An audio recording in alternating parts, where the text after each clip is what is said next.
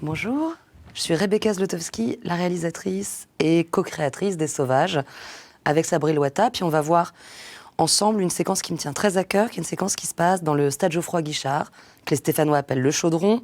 Il y a la présence du président qui vient d'être élu, Roch Dizem, premier élu d'origine algérienne. Il est dans le stade pour apaiser un peu les tensions qui sont en train de diviser la France. Et l'idée, en fait, c'est de fabriquer, à ce moment-là, la première image de son mandat. Cette idée de faire une séquence entière dans le stade, Geoffroy Guichard, c'est une idée qui n'appartenait pas au roman, à la saga de Sabri Loata.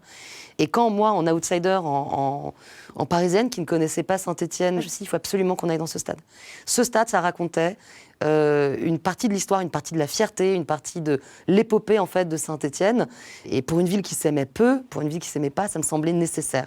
Quand on commence à arriver avec une idée de stade de foot, vos producteurs vous regardent avec un peu le souffle court et vous disent d'accord, mais est-ce que ça va être possible? Il faut savoir qu'un pylône d'éclairage d'un stade, ça coûte, je pense, entre 7 000 et 10 000 euros. La ville de Saint-Étienne nous l'a vraiment très gracieusement offert, mais il a fallu arriver avec un storyboard très précis, savoir exactement au plan près, qui n'est pas du tout ma manière de travailler d'habitude, qui est plus disponible sur le tournage. Il a fallu savoir au plan près ce qu'on allait filmer pour resserrer en quelques jours toute la séquence. Donc là, il y a un cadre que j'ai vraiment repris quasiment tel quel, où on est derrière, sauf que ça me demandait trop d'énergie d'avoir l'intégralité de ces gradins-là. Et donc, on a piqué, on a monté un peu la caméra sur branche, et on a piqué, on est dans le dos de Chaouch, à gauche, et c'est un document de travail qui nous permet de nous dire, voilà, ça, je vais l'enlever, je vais rester là-dessus, et vous allez voir que du coup, ce qui va vraiment faire riche, ce qui va faire produit, c'est d'avoir en figuration, plutôt que 4 personnes en face où on va galérer, on va avoir 2 types qui prennent les photos, 2 soigneurs,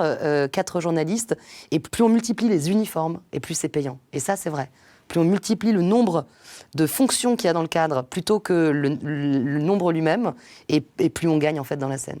Vous vous doutez bien qu'on n'a pas eu un stade avec des millions de figurants à chaque fois.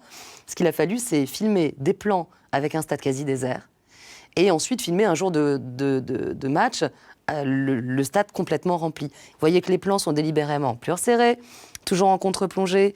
On a l'impression qu'on a essayé de diminuer en fait les lignes de fuite, alors qu'ici, on a bien évidemment une vraie image documentaire saisie pendant un PSG Saint-Étienne, enfin un Saint-Étienne PSG, et qui me permet d'avoir vraiment un effet saisissant de foule face à, plan d'après, Roch Dizem, qui lui les salue, et il est seul.